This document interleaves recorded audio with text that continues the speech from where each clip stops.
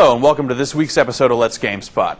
I'm Jeff Gersman, your host this week as we check out the releases scheduled to hit the shelves. It's turning out to be a pretty good week for new releases so far, and that includes big names like Master of Orion 3, Indiana Jones and the Emperor's Tomb, and Xenosaga. We'll also check in with John Carlo for the latest happenings from the news desk, and we'll show you some footage of some cell phone games from a company known only as Jamdat. Add to that a look at all of this week's releases and the world's most beloved trivia quiz, and you've got the newest and exciting installment of... What the hell is this show called? Okay, Let's Gamespot.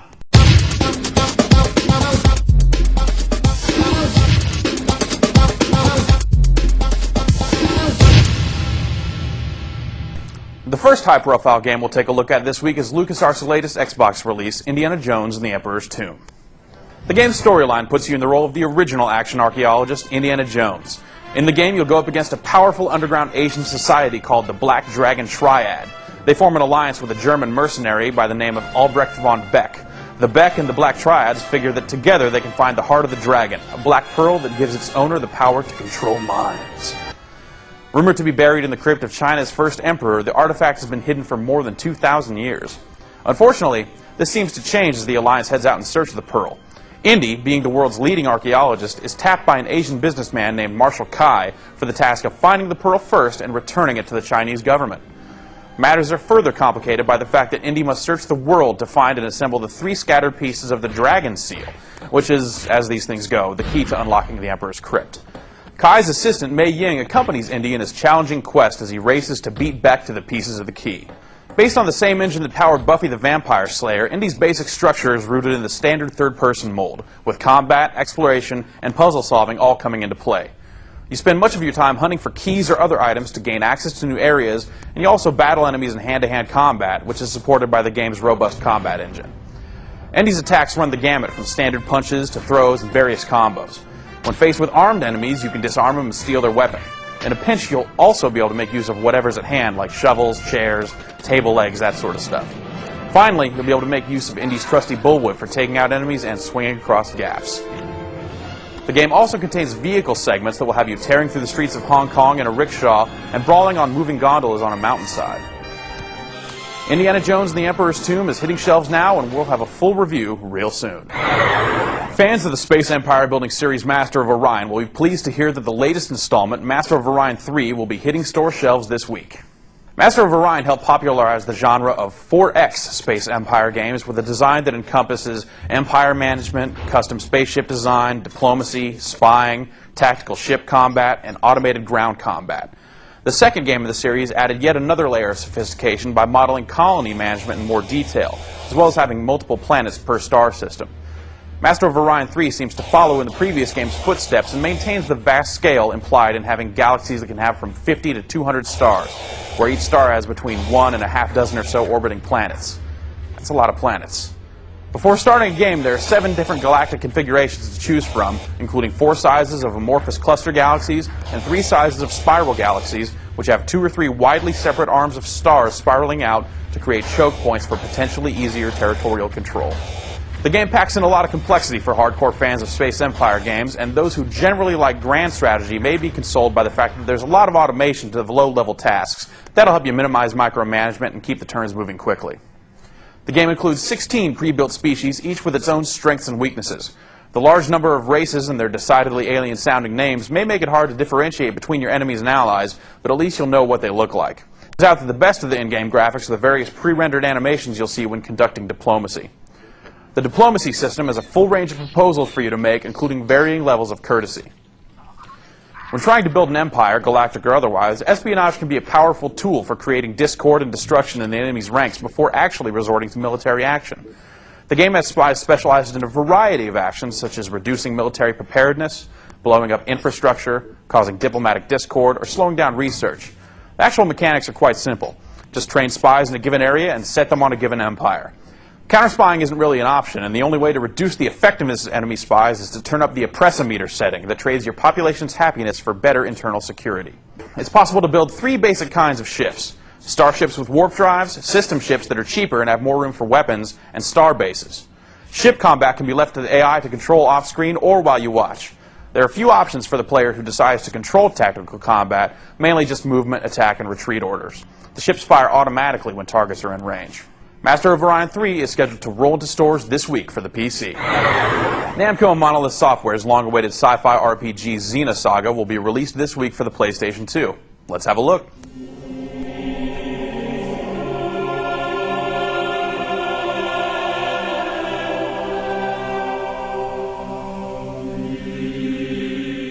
Xenosaga is a science fiction themed game from a spin-off team founded by portions of the team that developed Xenogears for Square. The game is set thousands of years in the future when humankind is being threatened by a mysterious, ethereal alien menace called the Gnosis. Shion Izuki is a young scientist heading up the development of a female android equipped to deal with these bizarre monstrosities. Without giving too much of the story away, she and her android creation partner up with other characters who, coincidentally or not, are headed to the same destination. Along the way, they'll face the wrath of the Gnosis, a number of shadowy political factions, a deranged and masochistic villain, and more in a story that's rife with intrigue. All of this unfolds in cutscenes that sometimes go on for more than 30 minutes at a time.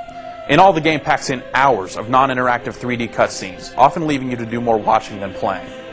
You can have up to 3 characters in your party during a fight, and you take turns slugging it out with your enemies much like in most other RPGs. Characters can use close-range attacks and long-range attacks, various special moves, and ether powers, which are basically magic spells. In a nod to the combat system of Xenogears, characters can execute combinations of moves in a single round, and by delaying your actions for a turn, you can make a character unleash his or her most powerful attacks. Xenosaga Episode 1, Der Will zur Macht, for the PlayStation 2 will be available this week. Be sure to check out our full review of the game. Ever since its 1999 release, the EverQuest series has flourished on all fronts. This week, subscribers to the massively multiplayer PC franchise can get their hands on a new expansion called EverQuest, The Legacy of Acacia.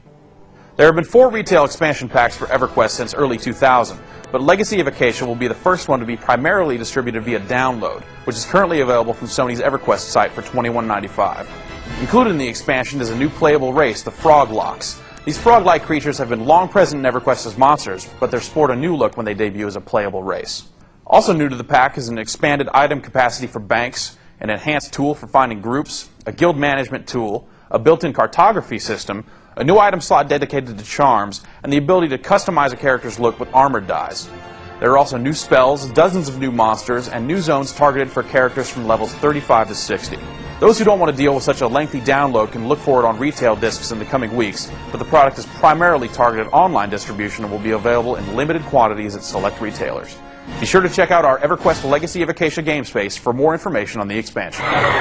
Acclaim's long-running All-Star Baseball series will be joined by one more title this week with the release of All-Star Baseball 2004 for the GameCube and Xbox.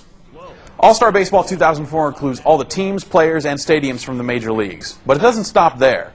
All-Star Baseball 2004 also features a respectable number of historical teams and stadiums, as well as more than 110 legendary players, including Lou Gehrig, Babe Ruth, Ty Cobb, Cal Ripken Jr., Satchel Paige, and Buck O'Neil.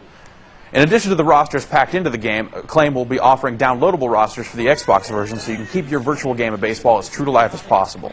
In all, All-Star Baseball 2004 features 9 game modes, allowing you to do everything from simply jumping into an exhibition game with 2 teams of your choice to placing yourself in a specific situation in the game's scenario mode, which allows you to tackle 21 of the most talked about situations from last year's season, such as trying to win last year's All-Star game. All-Star Baseball 2004 will also feature a new pickup game mode that is set up so you and your opponent are given 18 randomly picked players to choose from. You take turns picking players until you both have full teams, and then you play a regular game of baseball, just as you would if you were playing at school or in a sandlot somewhere. Also new this year are a number of DVD-style extras that you can unlock in the game's scenario mode. Included with the extras is an assortment of original interviews featuring Cal Ripken, Derek Jeter, and more. Another really handy new feature in All-Star Baseball 2004 is the ability to save a game at any point so you can come back to it later. Plus, the game will feature both English and Spanish commentary. All-Star Baseball is scheduled to ship this week for the GameCube and Xbox. A PS2 version of the game will be along shortly. Dreamcatcher Interactive and Silverback Entertainment are teaming up to release Harbinger, a PC role-playing game that takes place in a sci-fi setting and comes complete with cyborgs and aliens. Harbinger features a unique setting for the game's narrative, which is set inside the various levels of a gigantic and mysterious slave ship known only as Harbinger. For as long as anyone can remember, the starship, which is larger than most small planets, has traveled the galaxy, capturing slaves from many different races. Most prisoners are either sent to the ship's grueling work camps or used as test subjects for gruesome experiments. But there are a few who have managed to slip past their captors and escape to the deserted recesses of the enormous ship. These escaped prisoners of various races have gradually formed their own sort of society by settling in different areas of the vessel. You can control a single character by choosing from one of three playable types: a human, a gladiator, which is a huge robot infused with the consciousness of a human being, or a Kulabine, which is a member of an alien race with innate regenerative abilities. Each of the three races not only looks different, but each also has different strengths and weaknesses that factor into the gameplay. In addition, the different characters have different stories, different dialogue, different interactions with other characters, and yes, different quests. Harbinger's dialogue seems decidedly melodramatic, and the game will offer different kinds of quests that involve tasks like finding missing persons and replenishing dwindling supplies, which seems appropriate for the game's dark, bleak setting. Depending on which race you play, some non-player characters may offer additional quests or refuse to even speak with you. As you might expect from an action RPG, Harbinger has plenty of different weapons, armor, and miscellaneous items to choose from. Each of the game's playable characters can make use of ranged weapons to attack from a distance, as well as lay traps on the ground to damage and ensnare enemies. Like in the game Diablo 2, you point and click to move your character, and the game also lets you click and hold your mouse button to continuously walk or attack, rather than forcing you to click repeatedly. Harbinger is scheduled to ship for the PC this week. Finally, from our new release section, Microsoft is releasing Kung Fu Chaos for the Xbox, a lighthearted brawler with single and multiplayer modes of play. Let's take a look. Everybody was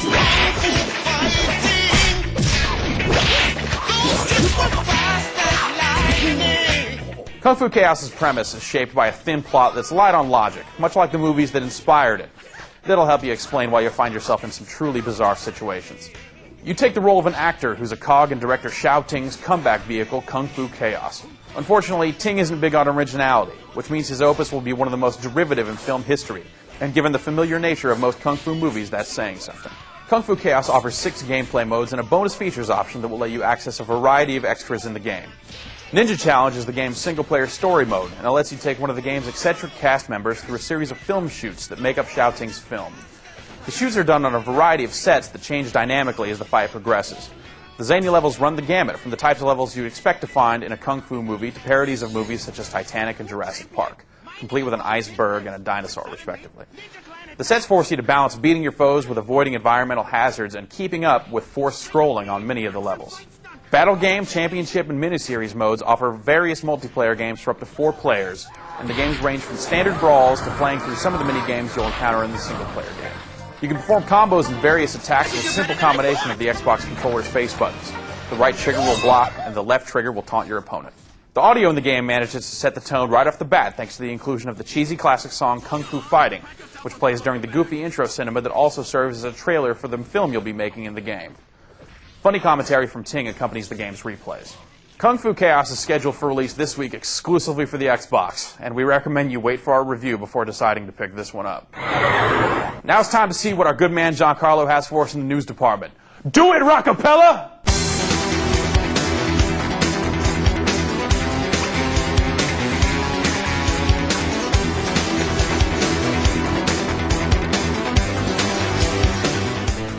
Konami of Europe has announced that Silent Hill 3 will be released in Europe on May 23rd, before the release of the North American and Japanese versions of the game. In Silent Hill 3, players take control of a woman named Heather, who ventures through a town only to find that it's being overrun by a group of incredibly strange creatures. The development team has constructed an entirely new engine for the game that has enabled them to construct highly detailed character models and environments. The game also features proprietary audio technology that mimics the surround sound experience. Silent Hill 3 is scheduled for release in North America in August. Ubisoft has announced that the PlayStation 2 version of Splinter Cell will ship on April 8th. The PlayStation 2 version of the popular Xbox stealth action game will have a number of new features, including 4 new levels in the power plant mission, 30 minutes worth of new cinematics, a new introduction cinematic featuring music from the Prague Orchestra, and binocular vision. Splinter Cell for the PlayStation 2 will also include support for Dolby Pro Logic 2. We'll have more on the PlayStation 2 version of Splinter Cell soon. In the meantime, check out our full review of the Xbox version of the game. Konami has confirmed that the PC version of Metal Gear Solid 2 Substance is due out in mid-March. While the PC version was announced at E3 2002, little has been heard about it since. What is known is that the PC version of MGS2 Substance will be quite similar to the Xbox game, and it will contain not only the story-based campaign from MGS2 Sons of Liberty, released for the PlayStation 2 at the end of 2001, but also the puzzle-based VR missions and other additional content.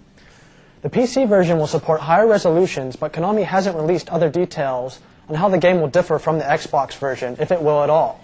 For more details, check out our previous coverage of Metal Gear Solid 2 for the Xbox and PS2. Activision recently revealed the first details on the game Empire's Dawn of the Modern World, the latest game from Stainless Steel, the studio behind Empire Earth. Empires will have an epic scope that focuses on the last 1,000 years of history.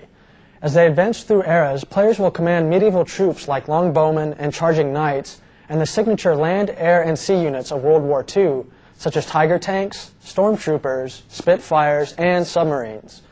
Players will also be able to build up massive empires by utilizing each civilization's totally unique and distinct historical abilities, battlefield weapons, and special technologies. We'll have more on Empires as details become available. Sega and Nintendo have released new information for both the arcade and GameCube versions of F-Zero, which are currently in development at Amusement Vision Studio within Sega.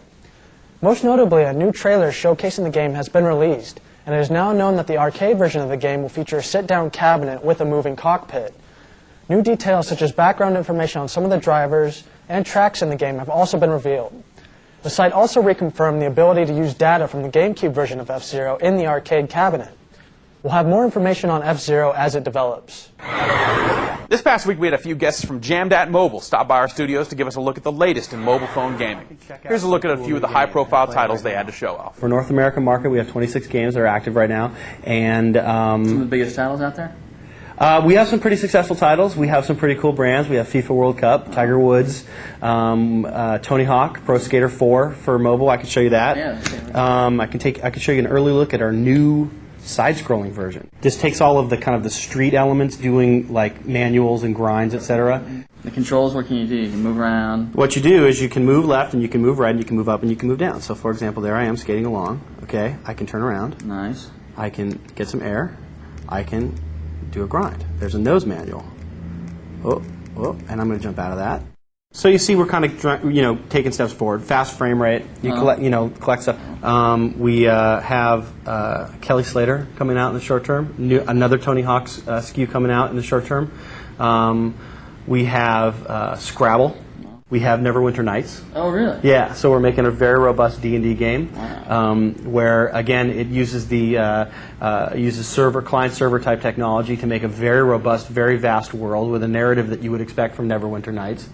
Neverwinter Nights will be middle of the year. We're looking around April, and we have a robust baseball game coming out in that time frame as well. So we have a strong sports focus. We have a coming out for next football season. We have an 11-on-11 player football simulation. This will be available on Verizon's Get It Now service, and the consumer who buys a phone like this, or any of the phones that Verizon supplies, or any other carrier who uses Brew, will be able to very easily download the game, get the client on their phone, and start battling online with their foes. So it's totally free? No, it's not totally free. Oh, yeah. That's what's great about Brew, is actually there's a billing model. It's going to be a couple dollars a month for subscription. That's awesome. Yeah. All right, it's time now for this week's trivia contest. First, let's announce the winners from last week. Anthony Candelario from Kansas, Scott Sofer from New York, and Brian Newton from California were randomly selected from the pool of correct responses. You'll be receiving an attractive shirt shortly. A lot of people missed that thrill kill question last week. Make no mistake, that's a good thing. The less you know about that lame fighting game, the better off you are. Trust me, it's... Whew. Anyway, this week we're going to give away some more shirts and prizes. So if you didn't win last week, here's another chance. Here's how it works. We're going to ask you a few general questions that test your gaming and your general knowledge. If you know the answers, you can send them in for a chance to win some prizes. You ready? Here we go. Question number 1. What's the name of the director character found in Microsoft's Kung Fu Chaos? Question 2. What real-world animal is the new race from the new EverQuest expansion based upon? Question number 3. Which popular Nintendo game is becoming part of a GameCube bundle package in Europe on March 21st? Question number 4. What game had me and Capcom PR assassin Matt Atwood hanging out in the Capcom parking lot in our underwear in last weekend's Gamespotting Live? And question number 5. According to the tagline of the hit Sylvester Stallone film Cobra, Sly's character is the cure to what disease? If you know all the answers to the questions, please send them in to gslive@gamespot.com. Be sure to include your name and address, and we'll randomly select 3 winners to receive a prize. Okay, that's all we got this time around, but as I'm sure you're well aware, keep checking out this every day for the latest news, reviews, and previews from the world of video gaming. We'll be back next week, but until then, I'm Jeff Gersman reminding you that driving games that bother to render the driver in the seat of the car, but can't be bothered to animate him steering, have no place in modern society. Good night.